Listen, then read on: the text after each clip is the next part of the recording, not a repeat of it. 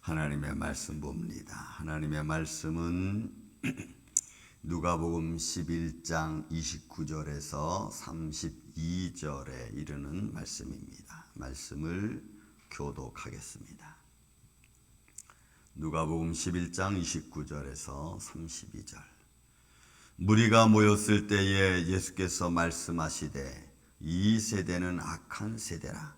표적을 구하되 요나의 표적밖에는 보일 표적이 없나니.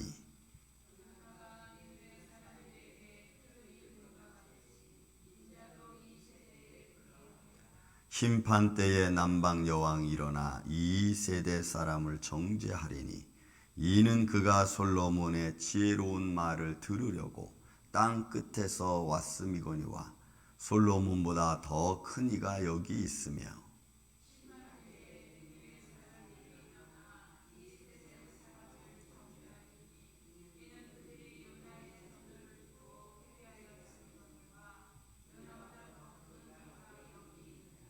아멘. 주님이 이 말씀 속에서 이 세대에 관한 말씀을 이렇게 표현했습니다. 이 세대는 악한 세대라고 표현했죠. 마태복음 12장도 이 말씀을 하면서 좀 누가의 말보다는 좀 길게 말씀하시면서 이 세대는 악한 세대라고 표현을 했습니다. 그 악한 세대라고 표현을 한 이유는 뭘까요? 말씀의 모습을 가만히 들여다보면 느느웨에 대한 이야기가 나오고 솔로몬에 대한 이야기가 나옵니다. 그런데 결국 이 두 예수님의 비유를 들으면서 하시는 말씀을 보면은 여러분 듣고 깨달아 회개하는 자와 들어도 깨닫지 못하고 회개하지 못하는 자에 대한 이야기로 그냥 나누어집니다. 어찌 보면 너무 심플한 이야기인데 어떻게 보면 또 인간적 입장에서 보면 너무 어려운 이야기입니다. 여러분 회개한다는 게 너무 어렵다는 거죠. 그 마음속에 들어오고 그 말씀이 내 안에서 내가 그리스도인이라는 것을 내가 생명된 말씀을 들었다는 것을 통해서 내 안에 있는 악함과 잘못됨과 또 나의 죄악된 모습을 깨달아 알아야 되는 거죠. 깨닫는다는 것은 알아야 됩니다. 그래서 내가 이런 모습을 취하지 말고 복음의 길로 들어서야 된다는 것이 전제되는 겁니다. 근데 들어도 깨닫지 못하고 듣고 죄인인 건 아는데 삶에 어떤 모양이 없으면 우리는 여러분 사람의 눈은 겉모습을 보죠. 외모를 봅니다. 그가 어떤 모습을 하고 있는지 어떤 생활을 하고 있는지 외모를 봅니다. 100이면 100 사람은 다 그걸 보게 돼 있어요. 그리고 나 사람은 이 사람은 믿음이 있구나 없구나 스스로 이런 판단을 하는 거죠. 그런 생각을 합니다. 물론 하나님은 우리에게 있어서 우리처럼 겉모습만 보는 것은 아니야. 왜? 마음의 중심을 본다고 했으니까. 그런데 마음의 중심을 보는 거니까 나는 마음의 중심만 가지고 있으면 돼. 행함은 없어도 돼. 하는 행함은 할 수 없어. 난 못해. 여러분 이렇게 되면은 야고보서의 말씀에 또 걸립니다. 그래서 우리는 믿음을 가진 사람들이 또 말씀을 들은 사람들이 믿음을 깨달았다는 것을 무엇으로 보여줄 수 있느냐는 거예요. 그거를 놓고 악한 세대와 또는 믿음의 세대를 우리가 볼 수가 있는 겁니다. 제가 지난번에도 여러분 믿음, 행함, 구원이라고 하는 말씀으로 여러분들 은혜를 나눈 적이 있습니다. 여러분 그런 거죠. 한번 보죠. 자, 무리가 모였습니다. 예수님 주위에 많은 사람들이 따라다녔고 그의 기적과 표적을 보고 많은 사람들이 예수님을 따라다닙니다. 그리고 그 예수님이 하시는 말씀을 듣고 그들은 마음에 깨닫기도 하고 그리고 그 마음속에 무언가 담기도 합니다. 그리고 예수님을 구주로 선한 선생님으로 그 말씀이 내 안에서 살아 움직이는 거죠. 살아 움직이는 겁니다. 그들에게 말씀하십니다. 자, 이 세대는 내가 무엇으로 비유할꼬? 마태복음 12장은 그렇게 표현하죠. 내가 이 세대를 무엇으로 비유할꼬? 그리고 누가는 이 세대는 악한 세대라고 딱 말을 잘랐습니다. 그리고는 그 악한 세대의 의미가 뭐냐면 표적을 구하되 요나의 표적밖에 보일 게 없고 또 그 요나의 표적뿐만이 아니고 솔로몬 또 니느웨 백성밖에는 얘기할 게 없는 거예요. 그러면 예수님이 이 땅에 오셔서 무엇을 할 것인가가 스스로가 말씀하신 거예요. 내가 그들에게 보일 표적은 사람 몇 사람 살리고 죽이고 하는 게 아니라는 거죠. 그거는 예수님의 표적이 아닙니다. 예수님의 진짜 표적은 죽음에서 부활하는 거예요. 사망이 끝이 아니고 생명과 영원한 나라가 있다는 것을 보여주는 거예요. 그게 주님의 진정한 표적이고 역사고 기적이고 살아계신 분임을 증거하는 겁니다. 그러니까 예수님의 표적을 우리가 몇 사람 병자 고치고 또 하나님의 선한 말씀 전하로 끝나는 것이 아니라는 거죠. 그래서 요나의 표적을 말하는 겁니다. 저들의 표적을 구하지만 진정한 표적은 바로 요나가 우리에게 보여줬던, 여러분 그잖아요. 사망, 죽은 자가 죽지 않고 살아난다는 것은 우리는 지금도 상상할 수 없습니다. 그 영원한 생명이 무엇인가를 우리에게 보여준 거니까. 그래서 요나의 표적밖에는 보일 게 없다고 딱 잘라 말했습니다. 그런데 이 말씀을 과연 이 예수님 주위에 있는 무리들이 예수님 주위에 모여있는 무리들이 이 말씀을 어떻게 이해를 했을까? 예수님 던졌는데 요나가 바닷속에 던짐을 받았지. 고기 뱃속에 들어갔다가 그 다음에 니느웨 성에 나왔지. 그게 단데 그게 뭐지?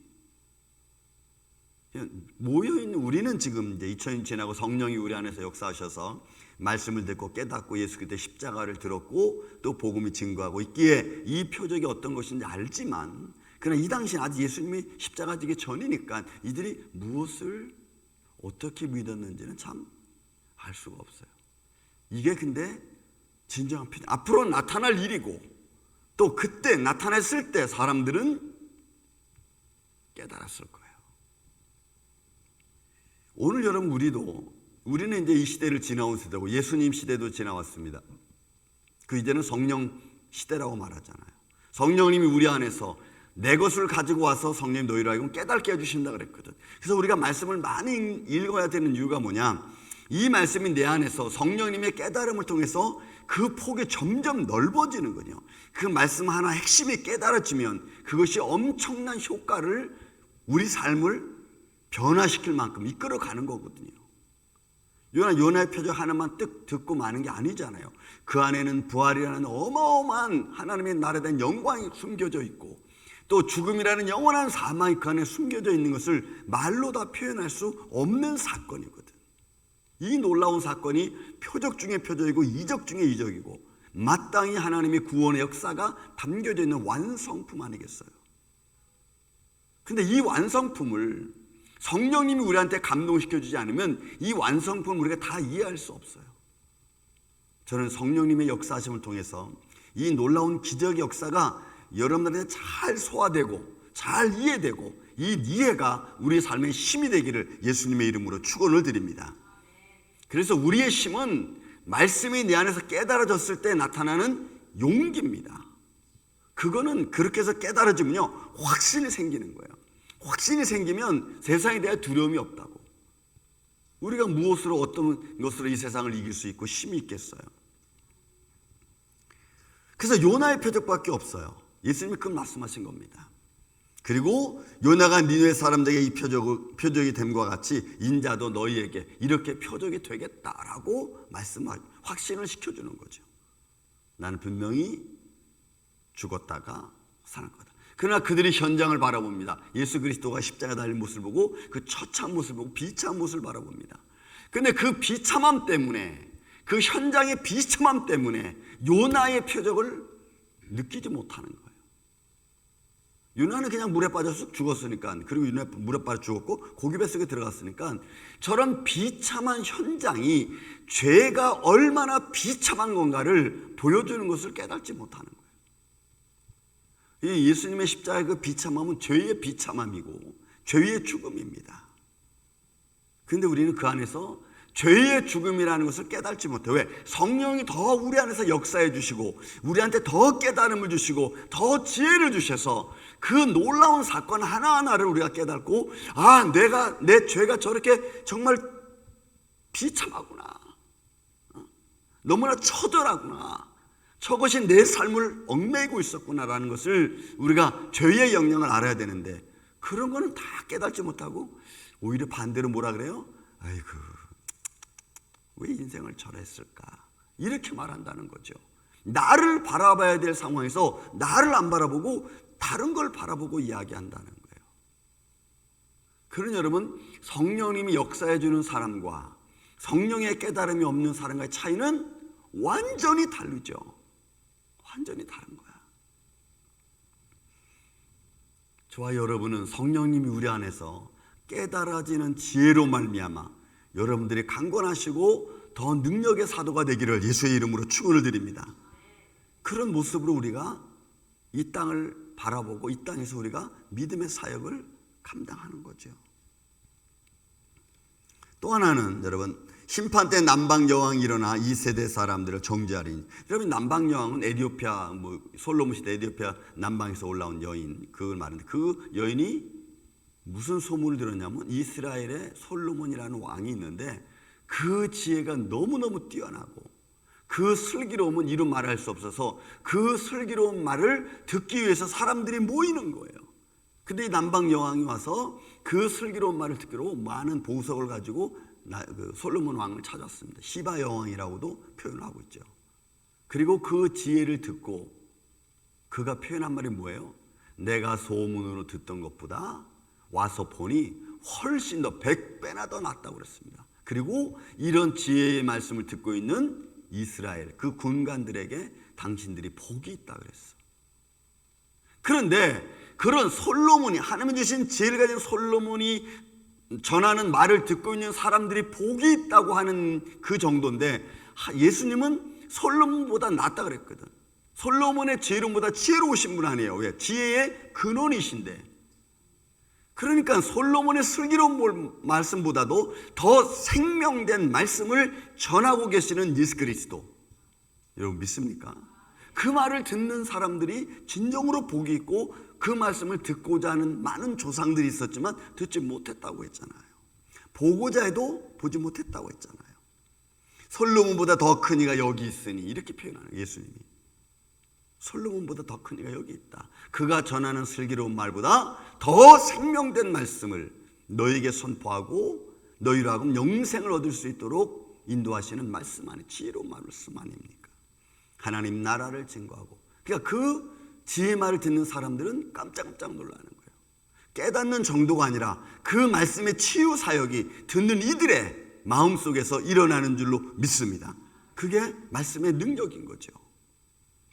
그런 이 말씀을 지금 모인 무리들이 듣고 있는 거예요. 근데 이것도 성령님께서 저들로 하여금 깨닫게 하고 확신 있게 만들어주지 않으면, 여러분, 이들은 십자가의 죄 앞에, 십자가의 죽음의 죄 앞에 다 부정하는 거예요. 그가 전한 말을 부정하는 거예요. 그러니까 여러분, 죄의 이 영향이라는 것은 어느 한순간 뭐가 탁 걸리면은 지금까지 들었던 믿음의 모든 모습을 다 깨트릴 수 있어요. 그래서 여러분, 한국말에 공든탑이 무너지고 여러분 9번 잘했다가도 1번 잘하면 다 무너지는 것처럼 이런 표현이 맞아. 죄의 영향이 어느 순간 나를 탁 정말 건드리면 내 죄악상이 드러나고 내 욕망이 드러나면 그동안 다 잠재우고 있던 내 어떤 그 죄성을 한 번에 드러나면 다 무너져, 한 번에. 그래서 우리는 끝까지, 여러분, 끝까지 참고 또 참고 기다리고 또 기다리고 또 회개하고 또 회개하고 이런 모습으로 나를 지켜가지 않으면 힘들어, 너무 힘들어.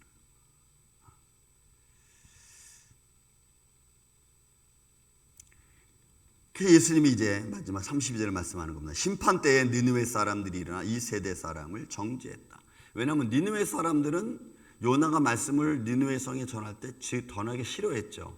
왜? 하나님 말씀을 듣고 저들이 구원받고 지금 멸망하기 전이니까 앞으로 니느웨 백성들이 일어나서 이스라엘을 침공해서 이스라엘을 수없이 많은 사람들을 죽일 텐데 그 모습은 지금 요나는 알고 있는 거예요. 영적으로 깨닫고 있는 거예요. 근데 그런 사람들을 지금 깨달아서 하나님의 심판을 받지 않게 한다는 거예요. 요나는 자기 인간적인 모습으로서 이게 용납이 안 되는 거예요. 그러니까 요나는 복음 전하기 싫어서 다시스로 도망가다가 그런 현상을 만난 거 아니겠어요? 그래서 예수님이 하신 말씀이 뭐예요? 여호와 하나님이 요나에게 하는 말이, 야, 느느웨 성에 10만 명이 넘는 백성이 있는데 그 사람들은 어디로 가야 될지도 모르는, 그죠? 좌우를 분별할 줄 모르는 백성인데 그 백성들에게 너희가 말씀을 전해라. 네가 가서 전하라. 그러면 여러분, 자, 좌우를 분별하지 못하는 백성이라는 것은 생명의 말씀이 없는 인생을 두고 하는 말이라고. 생명의 말씀을 모르는 인생들이 갈팡질팡하는 것을 두고 하는 말씀이라고. 그들에게 말씀이, 생명된 말씀이 딱 떨어졌을 때 그 생명된 말씀을 듣고 회개하는 자의 모습은 어떤 모습인가를 이런 보여주는 현장이죠.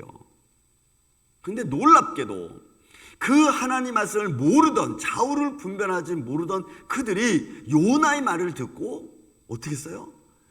왕으로부터 시작해서 짐승에 이르기까지 다 회개하잖아요. 금식하면서. 그러니까 생명의 말씀을 듣고 회개한 자의 삶과 그렇지 못한 자의 삶은, 이거는 우리가 그냥 천국과 지옥으로 나눠지는 것밖에는 없어요.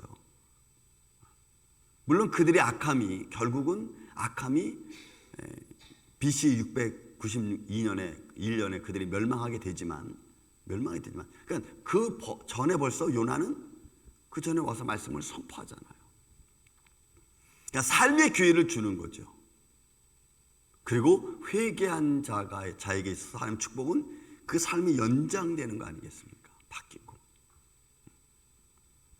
그런데 듣고 회개한 자의 능력이 얼마나 큰지 보세요. 예수님 말씀이, 요나의 전도를 듣고 회개하였거니와 요나보다 더 큰 이가 여기 있고, 나중에는 그들이 말씀을 듣고 회개한 자들의 모습이 너희를 와서 정죄하겠다. 이게 무슨 말이죠? 그들은 한 번만 듣고도 회개했습니다. 한 번 듣고도 그들은 돌이켰어요. 근데 수없이 말씀을 듣고도 깨닫지 못하고 돌이키지 못하는 백성들의 그 무지함, 이런 이 말씀을 지금 들려주는 거예요. 예수님을 보고 예수님의 말씀을 듣고 있음에도 불구하고 깨닫지 못하고 이해하지 못하고 돌이키지 못하고 회개하지 못하는 인생들을, 그래서 이 세대를 악한 세대로 예수님이 그냥 딱 정죄해버리는 거예요. 여러분, 우리도 마찬가지입니다. 하나님 말씀을 매일 듣고 깨닫고 또 알고 그럼에도 불구하고 내 삶에 있어서 회개가 일어나지 않으면, 내가 뭘 잘못했고 내가 뭘 잘못하고 있는지, 내가 뭘 고쳐야 되는지를 내가 깨닫지 못하면 결국 죄가 나를 삼키고 말 겁니다. 이런 모습이 우리 삶에 있어요. 그래서 여러분, 오늘 이 아침에 저와 여러분은 생명된 말씀을 여러분들이 듣고 마음에 새기고, 내 마음에 새기는 말씀이 성령의 역사를 통해서 내가 깨달아져서, 아, 이런 삶보다는 이 영광된 삶이 있구나를 알고 그 길로 여러분들이 믿음으로 걸어갈 수 있는, 또 걸어가시는 이 아침에 저와 여러분이 되시기를 예수님의 이름으로 축원을 드립니다. 이 믿음으로 그래서 승리해서 조금 마음이 힘들어도 감사의 마음으로 오히려 그 힘든 것을 이겨나가는 복된 하루가 되어 거룩한 주일을 준비하는 이 아침에 저 여러분 되시기를 다시 한번 예수님의 이름으로 축원을 드립니다. 사랑과 은혜가 많으신 아버지 하나님, 우리의 인생의 깨달음이 너무 짧아서 깨닫는 것으로만 끝나버리는 상황들이 얼마나 많은지 모릅니다. 주님께서는 이 세대를 악한 세대로 표현하셨습니다. 이유는 말씀을 들어도 깨닫지 못하고, 말씀을 들어도 회개하지 않고, 말씀을 들어도 돌이키지 않는 백성을 향한 주님의 말씀이었습니다. 주님, 우리 임마누엘 장로교회에 온 성도들, 어린 주년 주일학교부터 시작해서 장년부 이르기까지 그 말씀을 듣는 성도들의 심령 가운데 성령님이 역사하여 주셔서 우리의 삶의 십자가를 바라볼 때 주시는 하늘의 복을 받으며 살아가게 하여 주시고, 삶에 얽히고 설켰던 문제들이 예수의 이름으로 풀어져 나가게 하여 주시고, 우리를 가로막고 있는 영적인 세력들도 예수의 이름으로 성령이 불러 태워주시고 주님께서 풀어주시옵소서. 이 모든 능력의 말씀들이 오늘도 우리와 함께 계심을 믿습니다. 우리의 삶 속에서 역사하시는 그 하나님의 손길을 따라 오늘도 승리하는 복된 한 날 되게 하여 주시옵기를 원하오며 사랑이 많으신 예수님의 이름으로 기도하옵나이다. 아멘. 하늘의